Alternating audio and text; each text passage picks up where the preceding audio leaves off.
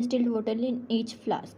Now we prepare our 0.1 N normality KCl solution, 0.01 N normality KCl solution, 0.02 N normality solution by dissolving KCl in it.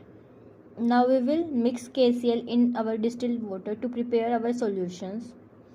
Now we will standardize our electrode firstly and note the reading by dipping it in distilled water. Now we will calculate the value of conductivity for 0.1 N and note the value. We will again dip the electrode in distilled water, washing it, and we will dip it now in 0.01 N KCl solution and note the value of conductivity. We will again wash our electrode. And now we will dip it in 0.02 N normality solution and note the reading. These are our value of specific conductivity at different temperature. जो हमने कंडक्टोमीटर पे value note की थी वो हमारी थी temperature 30 degree Celsius पे। तो हमने सोल्यूशन लिया था 0.1 N normality, 0.01 N normality and 0.02 normality का सोल्यूशन।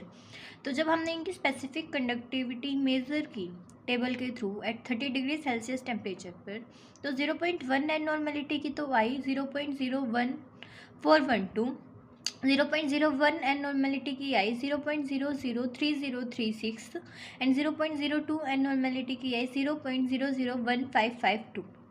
और जो हमने ऑब्जर्व कंडक्टिविटी की थी, यानी कि जो हमने कंडक्टोमीटर के थ्रू वैल्यू निकाली है इन सब की, वो थी हमारी 0.1 एन नॉर्मेलिटी की सोल्यूशन की इतनी आई थी, 0.01 एन नॉर्मेलिटी की सोल्यूशन की इतनी आई थी और 0.02 एन नॉर्मेलिटी की सोल्यूशन की इतनी आई थी।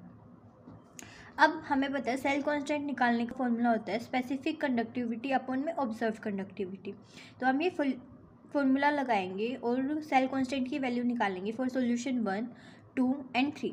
तो सोल्यूशन 1 की वैल्यू है 0.1 एन KCl में हमारी निकल कर आई 0.9971।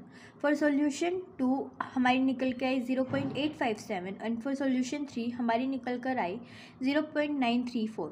तो अब हम इसका एवरेज निकाल देंगे, यानी कि मीन निकाल देंगे, मीन सेल कांस्टेंट।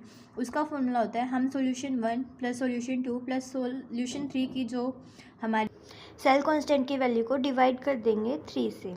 फिर जो हमारी तीनों सोल्यूशन की मीन की वैल्यू है वो निकल कर आएगी 0.9295। Thanks for watching.